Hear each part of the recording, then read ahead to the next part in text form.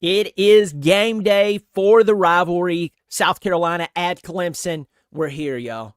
The last game of the regular season for both teams. And it kicks off in about an hour and 20 minutes in Clemson, 12 o'clock on ESPN. Clemson's a 2.5-point favorite in this game. A lot is riding on the outcome of the game. This is the highest ranked match between these two teams since, I believe, 2013, when Clemson was ranked 6th and South Carolina was 10th. It was something like that. So definitely the college football playoff is at stake today for both teams. We saw Georgia Tech and Georgia go down to the wire last night. We know that rivalry games can get wacky. Just ask Michigan and Ohio State. So this is a big day. I'll dive into all of this and more in just a second. Welcome to the channel. It's a beautiful day here. It's quite cold in the state of South Carolina, considering that on Thanksgiving it was warm, and then last night or early this morning it got down into the 20s. So for anyone who's in a northern state going, that's nothing, well, considering again that it was like 70 this week, I won't even say that it got into the mid 70s, could be wrong, and then that it was down to like 25 this morning. Just roll with it. It's crazy. If you're new here, I normally don't give a weather report, but yeah, today I'm doing that. I hope you'll subscribe. I wanted to say this, and a lot of people listened yesterday. Before I dive in, just hang on with me just a second. So yesterday I said this on a video, and a lot of people started subscribing because I said this. But I've looked at my numbers, and I have a lot of people watching me from various fan bases, people who were new viewers. And I just want to say this. If most of you subscribed who watch me consistently, or new viewers, I mean, I would have 20,000 plus more subscribers than what I have right now. I mean, that's how many people's watching me consistently. And I want to tell you, that means a lot to me. It really, really does. It means a lot to me. I can't believe it. I think it's kind of funny because I just get on here and have some fun, stir the pot, tell some unwanted truths. I'm vocal about things that I believe is important to my team and then college football teams. If you like that sort of thing, if you like that I'm independent, and you're like, you know what, may not always agree with the guy, and I get that a lot. I don't always agree with you, but I like your honesty. If that means something to you, I'm just gonna ask you, subscribe. Remember, it's free. I'm not asking for anything other than a click of a button. I really do appreciate it. Drop me a line. Let me know if this is your first time watching, or if you've been watching for a while, you've just never commented, or you comment all the time. It's always good to hear from you. There's my plea to you. Thank you so much for listening. Let's dive in. South Carolina and Clemson, this is a very different game. I mean, South Carolina would have to win, including today, the next 30 tries to tie up the series with Clemson. Clemson's been dominant. I mean, it's just crazy. They've been extremely dominant. And that's easy for us Clemson fans to go back into our, okay, South Carolina's terrible, South Carolina's this. And look, historically, South Carolina is not that good. They are not that good. You know it. I know it. All God's children knows it. But every season is different. Every season is, I mean, take Ohio State and Michigan. 1 year ago, Michigan is like the front runner along with Georgia for the national championship. You fast forward a year later, they're 6-5. Ohio State's supposed to beat them, like majorly supposed to beat them. I think they're like a 19-point favorite over the Wolverines. So every year is different. And just like that's different for them, look at Clemson and South Carolina. This is a South Carolina team, and I have a bunch of Gamecocks who's coming on here going, oh, no, I had higher hopes for the season. And for some of you, maybe you did. Maybe you looked at something and you saw something there past the I want my team to win. Like we all want our team to win. What person wants their team to be terrible? Now, I know some of you will probably say, well, you do because what? I tell the truth about the team and why the team's no longer as dominant as they used to be?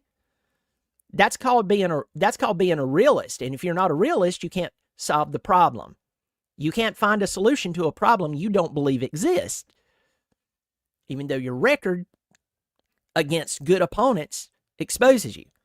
The only time you look like the top team in the country is when you play terrible teams. That's what I point out. But what do I really want? I want 2018. I want 2016. I want a team that when they take the field, not only is the team good, but the coaching staff is, as a majority, is good too. But most South Carolina fans comes into this game, and now they're saying, "Oh, we knew this was going to happen." Some of you, maybe the vast majority of you, I'm calling it what it is. You're lying. You're lying. Shane Beamer's seat was warm. Shane Beamer's seat was getting awfully warm. I paid attention to what you were saying. I paid attention to what you were not saying. And other than the fandom, oh yeah, I'm just have high hopes for this season. You know, you got to go play the games. That comment right there is just a statement of hope. You didn't actually believe they were going to be as dominant as they are. And I'm a Clemson fan going, South Carolina looks good. South Carolina, as much as I hate it, looks good. And it comes down to, I would like to say it comes down to the quarterback play, but no. No, it's the team as a majority. I'm not saying that South Carolina has it all together, every part of the field and on the sidelines. I'm not saying that. What I am saying is that they have pulled it together. They have strung together continuity, a camaraderie among their team that is carrying over into the game. Sellers was throwing the ball high at the beginning of the season. And I don't care what the reason was or is. He was, and now he's not. That's all that matters. And they come into this game playing against Clemson, and this is like a unicorn for South Carolina. South Carolina, other than the Spurrier years, they're not used to this. In fact, if you look through my comment section on other videos, there's a lot of people going, hey, listen, I'm, we don't really do too well with praise here. Now I'm starting to get nervous that everybody's picking us to beat Clemson at Clemson. So, some South Carolina fans are not too happy about this. They're like, whoa. I'm glad. I'm happy that people are believing in us, but I'm getting awfully uncomfortable because we're afraid we're going to blow it. That's the gist of that comment. Swing over to Clemson. Clemson started off the season with a 34-3 loss to Georgia. Then they went on a massive run where they were putting up, and I say massive run, they were just putting up a bunch of yards, a bunch of points against bad teams, and that's good. You beat bad teams bad. If you watch my channel, you know that's one of my sayings. You beat a bad team bad. That's great. Thank God they were not losing to those teams. Thank goodness that they did not turn into Florida State. Sorry, TJ. But the truth is, they did beat those teams. Also, two things can be true at once. Clemson was not really getting any better, especially on the sidelines.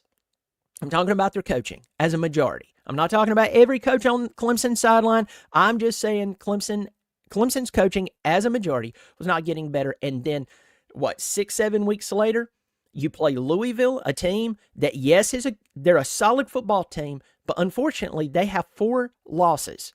Now they have 4 losses. At that time, it was 3 losses by a touchdown each loss. So you have to look at a team that you're playing and go, who did they lose to and how did they lose? It was a very close game, but they still lost the games. They come into Death Valley, beat Clemson at night in Death Valley. That's the first loss Clemson had at night since I believe that Jameis Winston National Championship Florida State team back in, 2013? Something like that. Why am I bringing this up? Clemson never got any better. They might have, let me rephrase that. I take that back. They may have improved at certain aspects of the game along the way, and certain individual players may have improved, but at the end of the day, the coaching staff didn't. As a majority, I'm not saying all of them, but the majority. And that is the reason why that a lot of people coming into this game is looking at the South Carolina team who absolutely dumpstered Texas A&M. A team who has went through and beat a lot of good football teams, unlike Clemson. Clemson plays a good football team now. And I'm talking, once again, I'm not taking a shot at the players. And I'm going to explain a little something about that in just a second. But they play a good football team, they lose. The vast majority of the time over the past, including this season, 2024, 2023, 2021, 2020, we can knock 2020 out of that. But I mean, you got to remember, Clemson went to the first round of the college football playoff, got their head beat in by Ohio State, and had some of the greatest players to ever play at Clemson. So you got to think about that. But let's just talk about 21, 22, 23, 24. So 4 seasons. I was right. Can't count this morning. You will see the deficiency. You will see the deficiency that Clemson loses to big teams. Teams that normally they would beat. So that's the reason people are looking at the South Carolina game going, oh, crap. And then you pile on to that the injuries that Clemson's had. Clemson can't stay healthy. And there's a lot of questions there. Why can't we stay healthy? Yes, it's later in the season and people has injuries and yada, yada, yada. But it's like, it's bad. There's a question there. And so this is a big game for Clemson. Clemson needs to use the energy of, and I'm not a new age guy here, but I'm just saying use the energy given to you by your fans, open up the playbook, and attack South Carolina. Look at Georgia Tech, even though they lost to Georgia last night. They blew that lead. Look at Georgia Tech and go, how could Georgia Tech, a team that's far less talented than Clemson's roster, go to Athens, Georgia, and take Georgia down to the wire, 8 overtimes, and then look at Clemson and go, what's going on?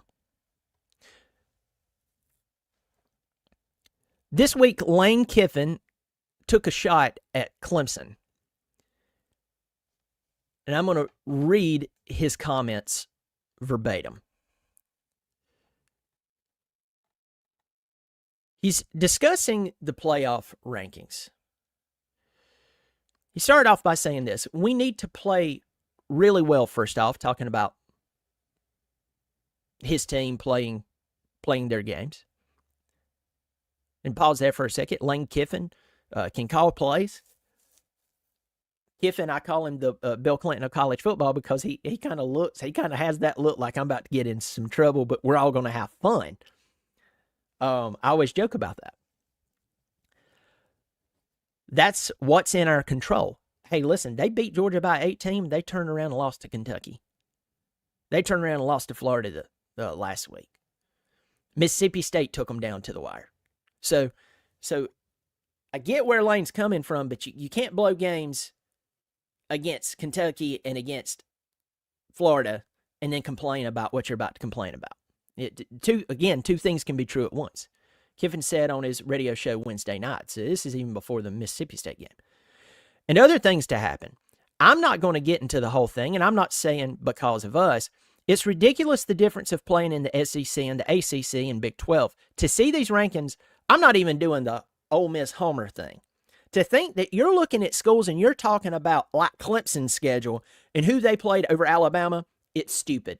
I'm not going to name them. Take some of those teams that are up there that haven't played anybody and put them down in the SEC. They're 500 teams. Talking about they'd win half their games. Now, two things can be true at once. That's how I analyze teams. That's how I analyze opinions. And that's why people either love my takes or absolutely despise me. Because I look at something and I just try to tell the truth. And what I have found out is people absolutely hate the truth. That's why a lot of politicians gets away with what they get away with. It's not them. It's the people who hears it and doesn't, they don't stop for a second and go, that's a lie and I'm not going along with it. No, that's a lie I want to hear and I'm going along with it. That's what they do. You get what you allow. In this scenario, I'm going to tell a truth that some of you are not going to like. Lane Kiffin is wrong, and he's right. Lane Kiffin is wrong in the sense of he lost a game against Kentucky. He lost a game against Florida last week. He almost lost to his then 2-9 in-state rival on Mississippi State. Now, Lane, I respect your coaching. I respect your ability. I think you can coach. I think you're a very entertaining character to watch. But you lost those games. And those were not against top-tier football teams. Florida is a shell of history. They're better than what everybody thought they were going to be, but you blew it against Florida. That's on you. You lost to an underwhelming Kentucky team. That's on you. You didn't lose to Bama. You didn't lose to Georgia. You didn't lose to... You lost to Kentucky? So, while the second half of my commentary on this is not going to be well received, and I'm going to tell the truth on that, I have to tell the truth on this. I mean, Ole Miss should be in the college football playoff if they would play consistent football. That's the problem with Ole Miss. They can't be consistent. If you want to talk to me about schedule, you want to talk to me about a tough schedule, I get it. But who was your losses to? You lost 2017 to Kentucky. Kentucky, they're bad. They're paying a lot of money to their head coach for bad football. That's not on him, by the way. If I'm Stoops, I take that check. If I go down to LSU, Ole Miss lost to LSU. An LSU team there's nothing special about them. There is nothing special about LSU. They're 7-4 right now. They've lost their last 3 out of 4 ball games. Nothing special about them. Got absolutely ran out of the stadium by Alabama. Then you turn around, you look at Ole Miss. They lost to Florida. Florida is not an elite football team. So I just whittled down. Let's just say that we give you grace on LSU, but we say, hey, you definitely supposed to beat Florida. You definitely supposed to beat Kentucky. You would have 2 more wins, or, this is crazy, you just beat Florida. If you would have just beat Florida the other day, guess what? You'd be 10-2, and you'd be well on your way to the college football playoff. You shot yourself in the foot. And if I agree with you, I'm about to talk the back half of. I'm going to talk about the back half of this, and this is where I'm going to become the Antichrist of college football. But I'm used to it. But you want to talk about Alabama schedule. You want to talk about Georgia schedule. You want to talk about these guys. But here's the deal. Ole Miss blew it against teams that were not that good. What's that SEC schedule? Oh boy, I bet Kentucky's tough to play.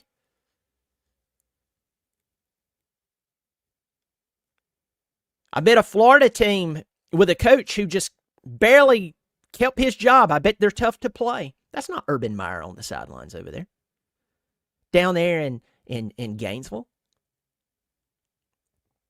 If this would have been the Kentucky team from last year, this Kentucky team's terrible. Well, it took Georgia down to the wire. Yeah, they did. Also got blown out by South Carolina by 25 points. So go beat Kentucky. Go beat Florida. You have more talent than them. I don't know what happened there. You can't complain. You can't complain about the schedule. You can't complain about the schedules of Clemson and Big 12 teams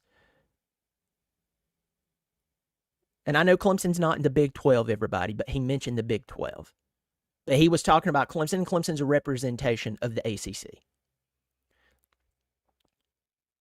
You can't complain about them when you lose to an underwhelming Florida team in Kentucky. So let's talk about where Lane Kiffin was right. All right.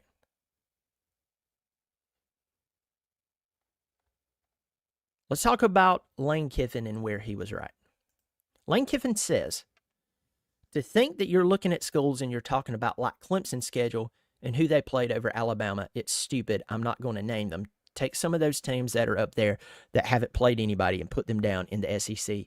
They're sub 500. Okay. All right. Here's where I'm going to lose some of you. And here's where I'm going to, once again, be seen as doom and gloom and awful. Lane Kiffin is right. He's right. Clemson plays the very first game of the year against Georgia. Well, that's the very first game of the year. Oh, you're right. Clemson had, 9 months to prepare for that very first game? Oh, were they looking ahead to Appalachian State? Was that what had their attention? They were staying up at night, worried about the worst Appalachian State team that school has fielded in years. I bet that's what it was. Caused a little nervousness, anxiety, where they were waking up in the middle of the night, sitting on the commode, creating doo-doo water. Yeah, I'm sure that's what was really, really plaguing Clemson. Now, Clemson got out-coached. Clemson got out-prepared. First half, it was 6-0, and that was a really good competitive half. But you could see Clemson's offense couldn't get a thing going. And you just knew that Georgia was going to do what they eventually did.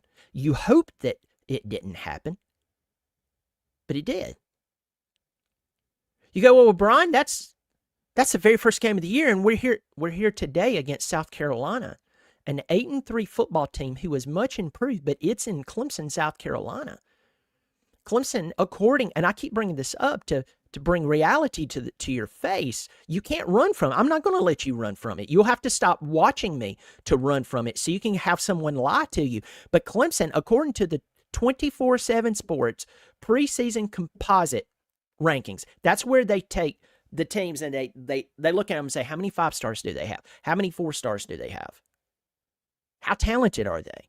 Clemson's ranked number 5 in the country. So while you have all of these media talking heads going, Clemson has to go to the transfer portal, it's about time because their talent is suffering. No, that's a lie. Their coaching, as a majority, is not elite. And then teams are coming in to play Clemson, and they're thinking about this Clemson team. So they're preparing for this Clemson team that won the national championship when that's not the Clemson team that's in Clemson. And so Clemson comes in with coaching that is just not that good. It's not. And they're getting out-schemed, they're getting outplayed, and anytime they play a team that has some talent and has some good coaching, Clemson's losing those games more times than not. He's right. And that's the reason why a South Carolina team who is 8-3 is coming into Clemson today. And maybe Vegas has Clemson a 2.5-point favorite. That's the reason why Clemson, in everybody's mind, is the underdog. Pair that with the injuries, even more underdog. Let me ask you this question. Do you trust the scheme, the game plan for today?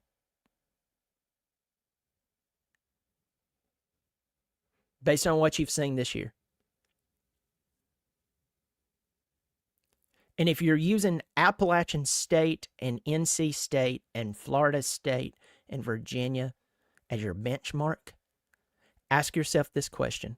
Are they as good overall as the South Carolina Gamecocks? You're going to have to selectively lie to yourself. And you can bring out some obscure stat here and there and say, That's great. I hope that I'm eating chicken after this game, but I've already picked South Carolina to win this game, not off of hope, but off of reality. Lane Kiffin's right. If Clemson, at this current stage that they're at right now, were to play in the SEC, it would not be pretty. Let me rephrase that. If they played against some of the upper echelon of the SEC, which, by the way, it's not everybody, that's still grossly exaggerated. There's certain teams in the SEC who really hasn't played like the top tier teams. They play one or two of them, and that's, I get that. But then they turn around and they play Mississippi State. They play Kentucky. They're playing those teams. They play Florida, and it looks good on paper, but Florida's not good. They play Oklahoma. Oh, that looks good on paper. Oklahoma's struggling. Well, they just beat Bama. Yep, and they got their tail handed to them multiple times this year.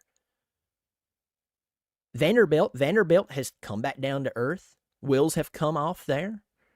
They could possibly upset Tennessee, but it was a good run. It was fun to watch. I enjoyed it. But come on.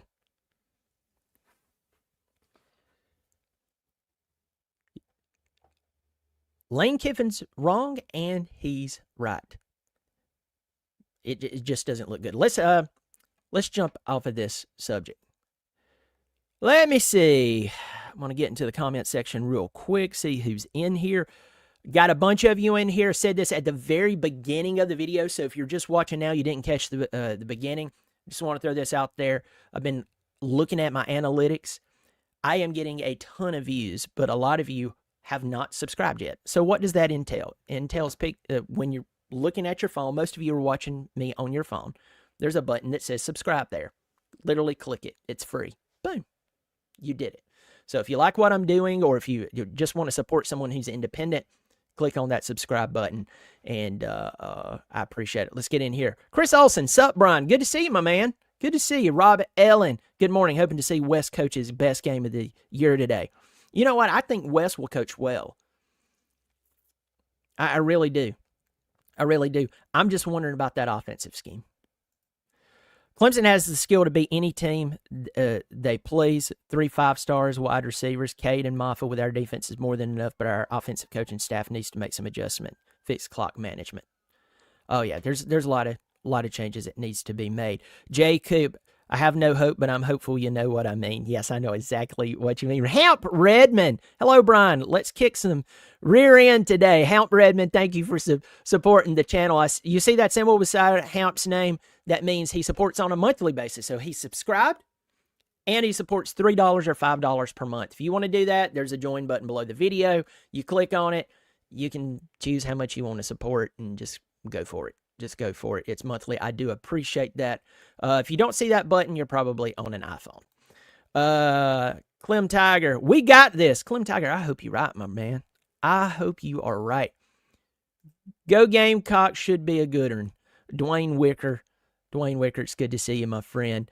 Guys, in this chat, let me know what your excuses you plan on using about 3 o'clock today. Carolina Jackpot. It's good to see you, man. Good to see you. Hey, listen, Jackpot, I predicted you guys would win. Did you not watch my prediction? I am fair. I am biased, and even when I'm biased, I'm more unbiased than most of the people who says that they're unbiased. I mean, come on. Man. We got, let me see, who else in here? David Wood, the late fourth quarter GT fumble was targeted with the helmet, the crown of the helmet. There were some people who was asking about that.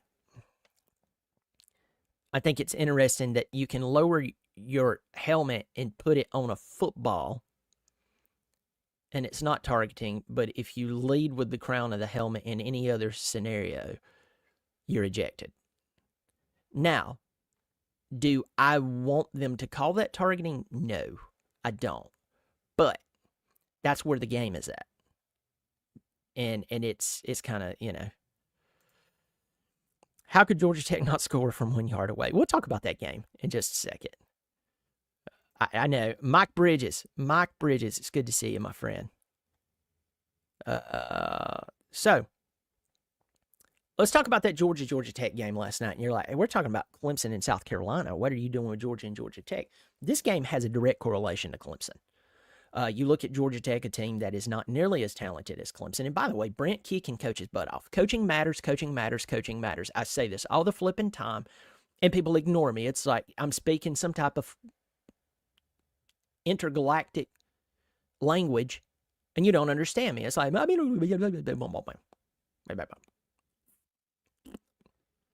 don't know what you're saying. You do know what I'm saying. Coaching matters. You know why everybody was impressed by that Boise State team that beat Oklahoma in the Fiesta Bowl? It's because Oklahoma was not too far removed from a national championship, had tons of incredible players. They were the brand. They were one of the OGs of college football who had went through a slump and had come back under this coach. And then you're playing this team that plays on a blue field in Boise, Idaho, who just somehow got into the Fiesta Bowl. Chris Peterson coached his butt off. He developed 1- and 2-star players. He had to earn his paycheck. And if you took a lot of teams and their strategy and try to go to Boise, Idaho, you would lose. But he knew that taking the job, he owned that responsibility and said, hey, listen, I'll never be able to go head-to-head with, at that time, Southern Cal and win in the recruiting battle. Or Florida. Florida at the time was like the, cat's meow. That's the dumbest statement ever. Okay, not ever, but it's one of them. And so he goes in, and he outcoaches Oklahoma, wins the Fiesta Bowl. And to this day, we revere that game. Why?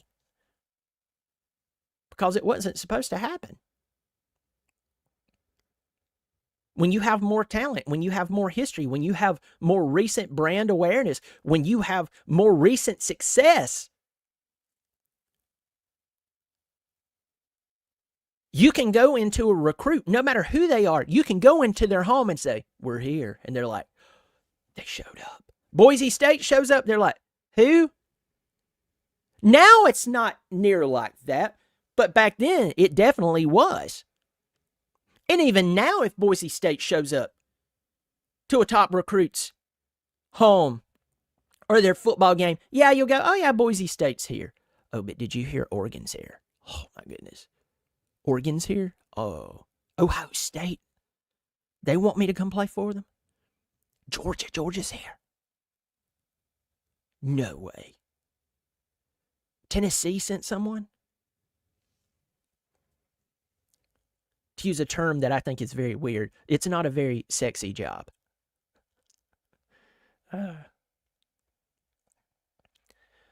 So, that's why.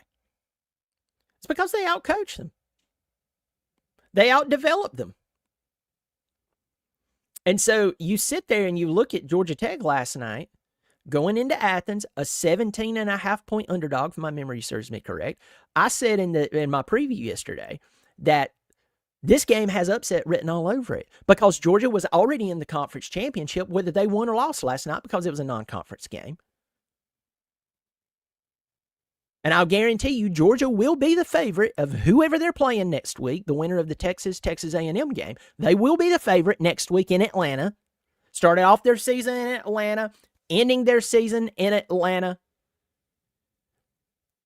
If they make it to the national championship game, last I checked, pretty sure, correct me if I'm wrong, that's in Atlanta. And Georgia Tech, even though they blew the lead,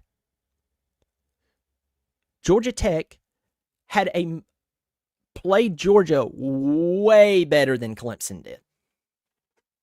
I'm talking about way better. I mean, if you'd have looked at Georgia Tech and Clemson and basically you made it a black and white film and you took logos off of them and you took the names off their back so you wouldn't know who's who. And you'd have said, which team played this game versus Georgia? Who lost by 31 points to Georgia? Who lost in 8 overtimes to Georgia? You go, oh, Georgia Tech lost by 31 points. What are you kidding me? I mean, Brent Key's doing a good job, but good grief. I mean, it's Georgia Tech. I mean, and Clemson, of course, Clemson. Yeah, I mean, I can't believe they blew that lead, but Clemson, no, it's actually the other way around. And that makes you question what's going on. What's going on? It's crazy. Let me get into here. Mike Bridges, GT, and Brent are a good team. Yeah, they are. I do think South Carolina will beat my Tigers in a game that will probably be ugly. A lot of people's worried about the game getting ugly. Jackpot going to be crying like a little baby. Hey, listen. I love talking trash with Jackpot. Carolina Jackpot's a lot of fun, y'all. He's a lot of fun to talk trash with. But oh man, it's not looking good for the Tigers. Okay, let's switch some things up. All right, let's switch some things up. There's 58 of you in here. Hope you've hit the thumbs up. Hope you've commented. If you haven't subscribed, I've already made 2 pleas. I hope you will subscribe. By the way, thanks to everybody who did, because yesterday, and remember, my channel is just turned 2 years old right at the beginning of the football season. And yesterday I made a play. I was like, hey, if you've been watching me a lot, but you haven't subscribed, please subscribe. And I saw an uptick yesterday, and I do appreciate it. But there's still like 20,000 of you who's watching my videos consistently, who hasn't subscribed. So hope you will. All right, let's talk about some of our favorite moments of this rivalry. And this is kind of different for me. I know that a lot of people, I say different. I'm more talk about what needs to be fixed. And I know you get sick and tired of hearing about it. It's just, for me, you have so many people who's telling you that Clemson's good, and Clemson's going to be fine, and then they're not, and you're sitting there going, why, whoa, hold up. Why did that happen? I was told that everything was okay. I just kind of feel like I'm the guy who's going, hey, reality check over here. But anyway, Tiger Paul Craven's in here. Good to see you, my friend. Good to see you, buddy. Hamp, I don't agree that SMU is better than SC. I think if they played, I think SC would win that game.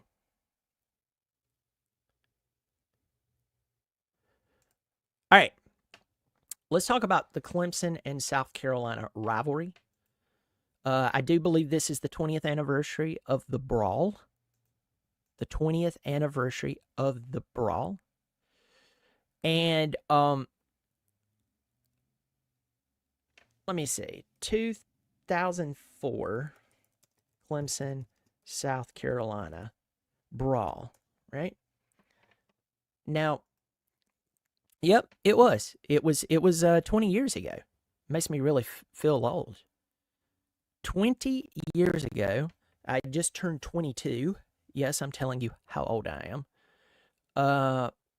And yeah, they got into a nice little shoving match, and then it turned into a full-out brawl. And Clemson was 5-5 coming into this game. They won it 29-7. They would have been 6-5, and they would have been bowl eligible. They would have been bowl eligible. Now, here's the funny thing about this, and I noticed this last night when I was watching a game, and they were talking about the the most consecutive bowl games that teams have been to, and Clemson is one of the top teams currently with a long winning streak or a long bowl appearance streak.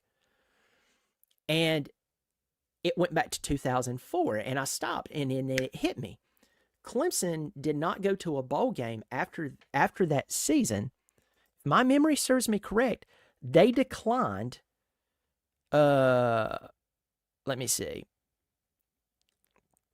Here it is, the consequences of it. The ACC and SEC reviewed the tapes of both incidents before handing out proper punishments to players. However, both schools imposed a punishment of their own, saying that neither team would be permitted to play in a bowl game because of the brawl. So had Clemson went to that bowl game,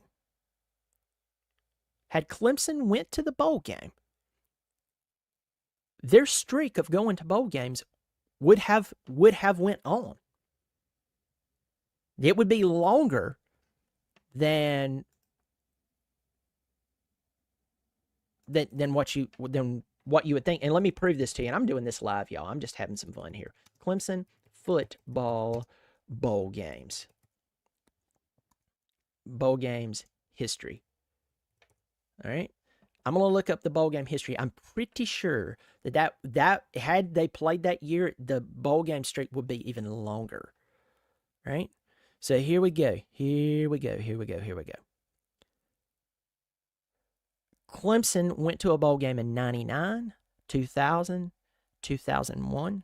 So let's go back to that. 99, 1, 2, 2000, 2001, 2002, 2003. So they played in the bowl game, beat Tennessee. You remember that? They beat Tennessee in the bowl game. That was a big win for Clemson.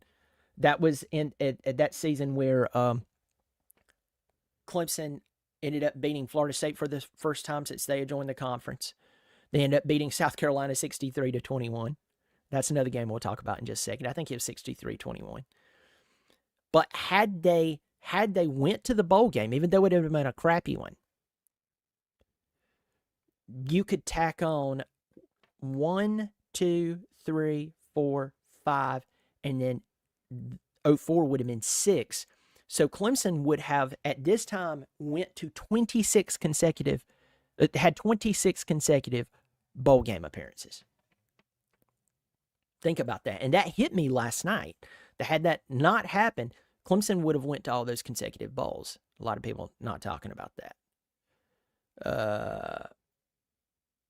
Is Shane Gillis the Clemson defensive coordinator? That's hilarious.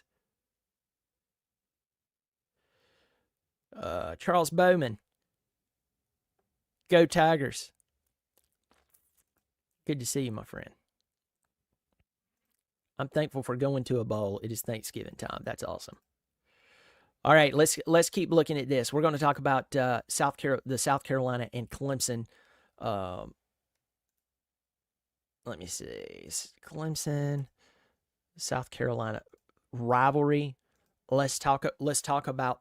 I've already said that.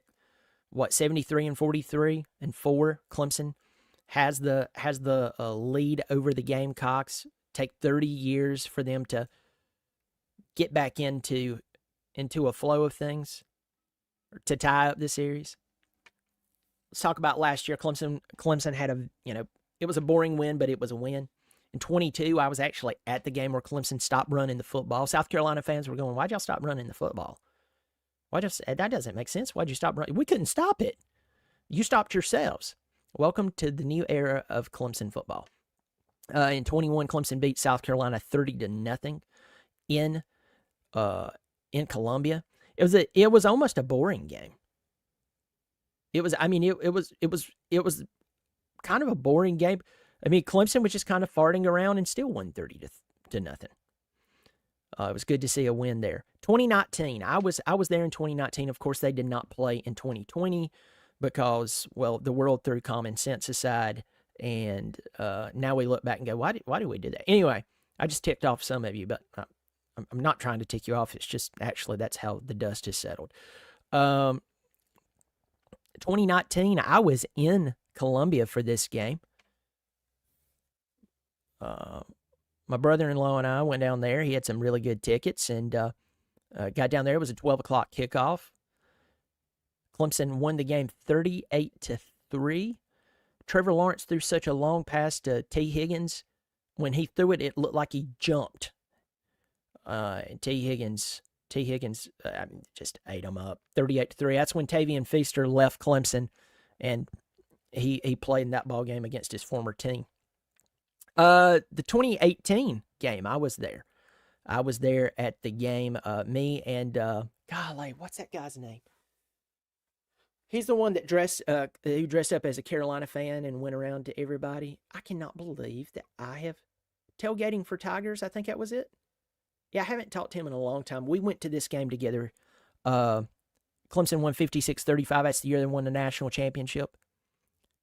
And Deebo Samuel put on a show that day for the Gamecocks, and Clemson still won by 21. Year before that, Kelly Bryant and the boys went into Columbia, won 34-10.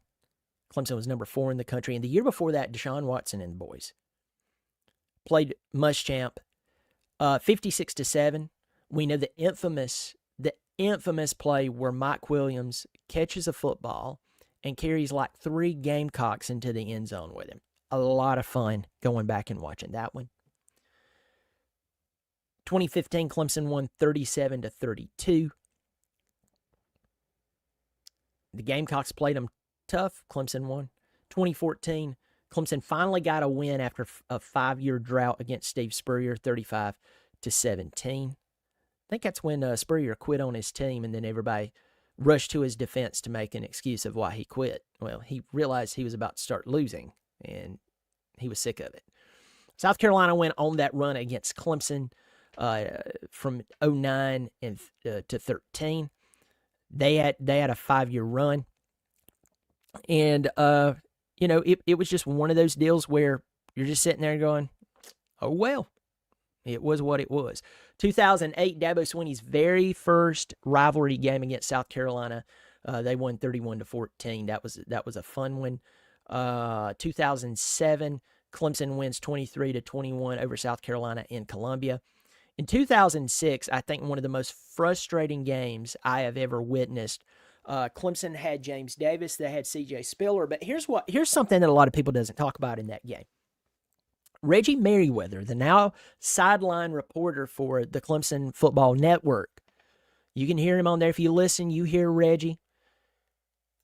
Reggie, especially with James Davis and C.J. Spiller, majorly took a back seat to those guys. And we all understand why in theory, because, well, CJ was the first 5-star we had ever signed? Or the first 5-star running back out of Florida we had ever got, or something like that. And then you had James Davis, who was a big recruit. But Reggie Merriweather, in this game, South Carolina couldn't stop him. And I want to say that Spiller tweaked his hamstring. I don't think he pulled it, but he tweaked it in the game. And he had to come out. It was either him or James that did. And South Carolina could not stop Reggie Merriweather. But in good old Clemson fashion, why wait for South Carolina to stop you when you can stop yourselves? And the coaching staff pulled Reggie Merriweather out. And I remember there's a shot in that game where Reggie, it's like, y'all were taking me out? And he's like, oh. Well, Brian, there was a very good reason for that. In the stat sheets, hey, what was the end result of that decision? A guy's hot and they can't stop him. You take him out? Hey, folks, have you ever heard the old saying, if it ain't broke, don't fix it? Yeah. They fixed what wasn't broke, and they lost the game 31-28. Start highlighting some games. Yeah, going to 2003. That's the year Clemson was coming off the rails. A lot of people kind of felt like Tommy Bowden was going to be fired. He had lost, I want to say, Wake Forest. Everybody's like, what is going on? This doesn't make sense. Lord help us. And then they beat Florida State for the first time since they joined the conference. I was at that game. And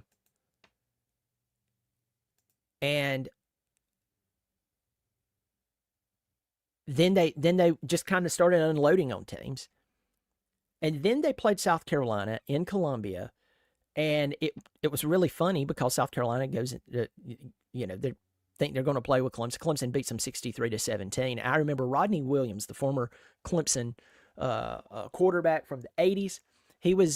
I was listening to the game, and he said, Jim Phillips, the late Jim Phillips, went down to the sideline. He said, Rodney, what can you tell us down there? He's like, hey, Jim, I'm having a hard time hearing you over all the Gamecocks cars cranking up and them trying to leave. That was so good. That was so good. That was a classic moment in the Clemson and South Carolina rivalry. So Clemson beats them 63-17. Year before that, 27-20, Clemson won. South Carolina was ranked number 22. They beat Clemson in 2001, 20-15. I want to say, was that the year that Clemson? No, South Carolina. Was that when Troy Hamrick was there? Maybe it was. Then in 2000, you had both teams ranked. Clemson was 16. South Carolina was number 25. Clemson beat them 16-14 in Clemson. And go on back here. I remember in 1997, Clemson beating South Carolina 47-21. That was a fun one. And then there was that 5-year period that whoever the home team was, they lost. So in 92,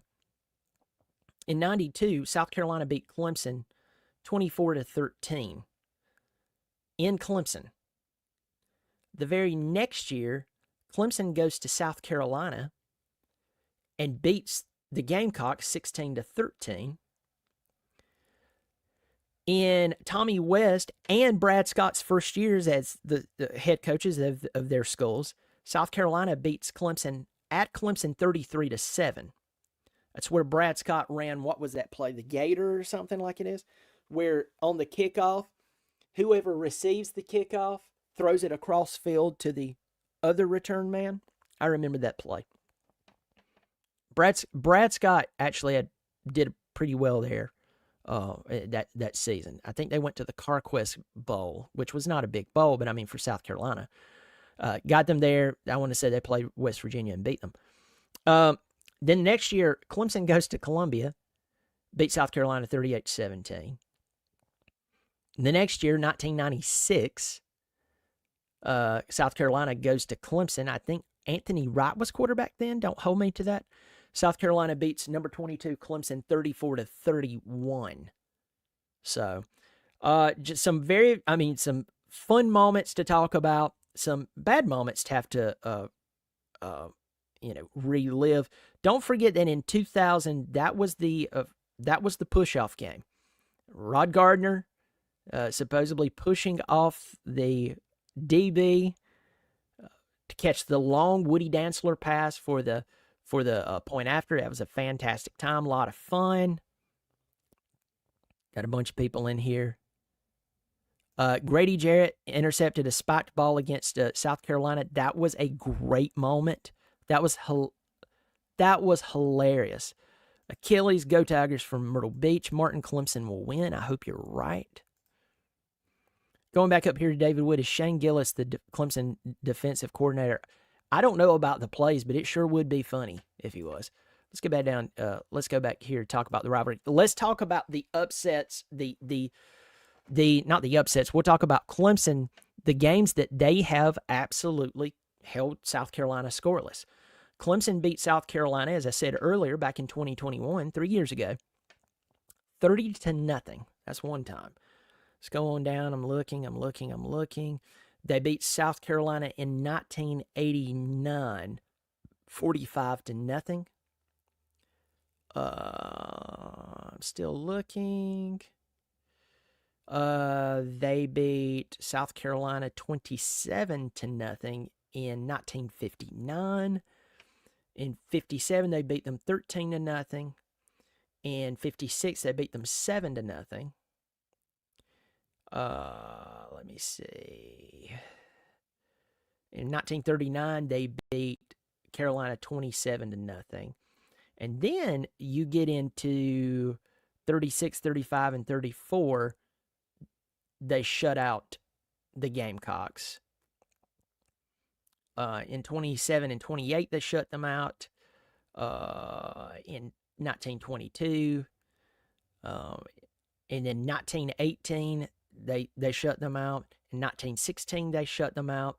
Shut them out in 13, 11, 1910, 1909, 1900, 1899. I think Abraham Lincoln had a few words to say. I know somebody's going to come in. He was already assassinated by then. Read a book. Yeah, sound like a lovely individual. 1898, they shut them out. I think Methuselah had 127 yards rushing on 12 carries, 2 touchdowns, and 1 PAT. Let's get in here. 1989 was Ford's last. He said if we had known he was leaving Clemson, then he would have won the game 100-0. Yeah. And we know how that went down. I'm going to tell you, Rob, I've been thinking about trying to get Danny Ford on the channel. I'm not kidding. I've been thinking about reaching out to Danny Ford. He's not hard to get in contact with. In fact, I have someone who can get me in contact with him this week. I just don't know how he would feel about talking about it. I would love to ask him. And don't be, be diplomatic, but don't be overly diplomatic. What happened? Like, in your words, what happened? What happened back then? What can you talk about? Because if you ever sign an NDA, and listen to me, companies will have you sign an NDA, and you have to abide by it. But I'd like to hear his take on it. I'd love to hear his take on it because we all pretty much know what went down. But 1989, Ford gave himself a going away party against South Carolina, 45-0, and what a game! What a flipping game!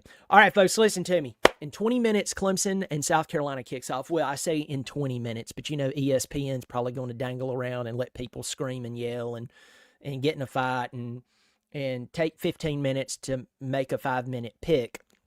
Okay, I'm being hypocritical because I'm long-winded. But this game will kick off. At 12 o'clock, probably more like 12:05, 12:08 on ESPN. The game's in Death Valley. Last I checked, Clemson still a 2.5-point favorite. I will give you this before I go. Again, if you haven't subscribed, I'm reminding all of you because I am glad that I have so many people watching me. And I appreciate that. But I just beg you, if you're watching me, hit the thumbs up. But most of all, hit the subscribe button. It is free. It would be different if I was like, for $5.99 per month, $20 per month, $1 per month. It's just a little thumb action there. You just go, and you're good. I do appreciate it. I do appreciate it. I do want to leave you with the keys to the game. I've talked about South Carolina. We know what they're bringing to the table. We know that they're the third leading team in the country for team sacks. They have 39 sacks coming into this game, and you're playing against Clemson's. I feel so bad for the offensive lineman. I feel bad for Trent Howard. The guy is a fifth-year senior, tears his Achilles not his Achilles. I think it tore his ACL this week. I hate that for him. I hate it for the team. I hate it for everyone involved. I really, really do. We know that South Carolina, what they're going to try to do, and what most likely, unfortunately, unless something happened, they will do. But let me talk about what I see the keys to the game being. Creativity on the offense. Clemson needs to get away from this, what we can't do. Well, we can't do that. Well, they lined up like that. Well, I watched the Georgia Tech game last night against Georgia, and Georgia Tech didn't even have to realize, they knew going into Athens that they were a severe underdog. And instead of operating off of what they couldn't do, they looked and said, you know what, we don't supposed to do that, but we're going to go out and we're going to make those guys wish they'd never played us. And they almost pulled off the upset. Idaho, when they played in Eugene, Oregon this year, an FCS school, playing against the number one team in America, went in, lost by 10 points. Why? They schemed their brains out. They went in going, hey, we don't supposed to win this ball game. We are not the favorite.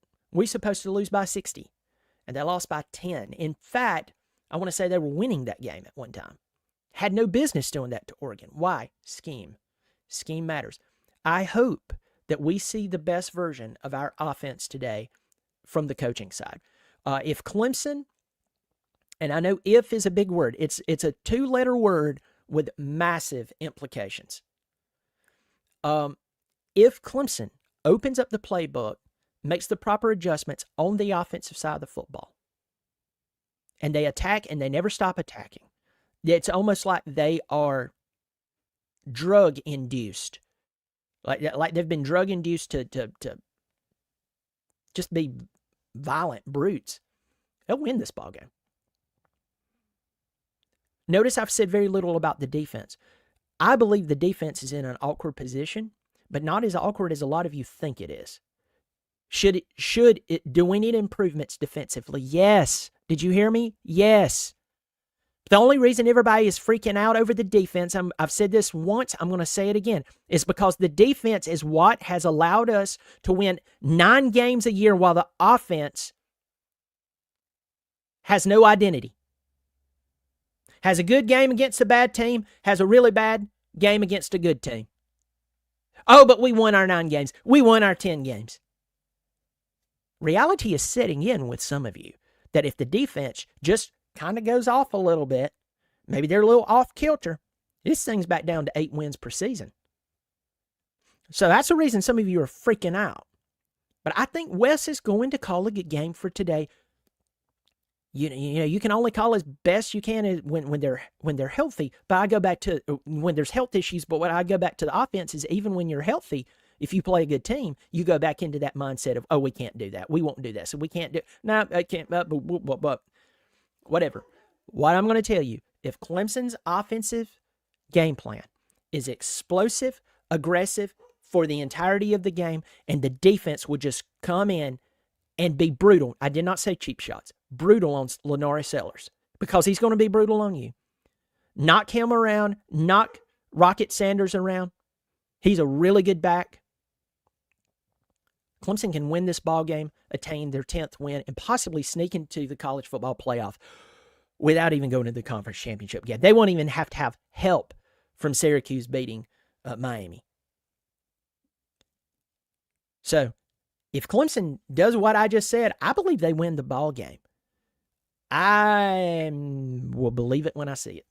Folks, you take care of yourself. Game kicks off in 15 to 20 minutes. I'll try to do a halftime report. Y'all be good, and as always, go Tigers.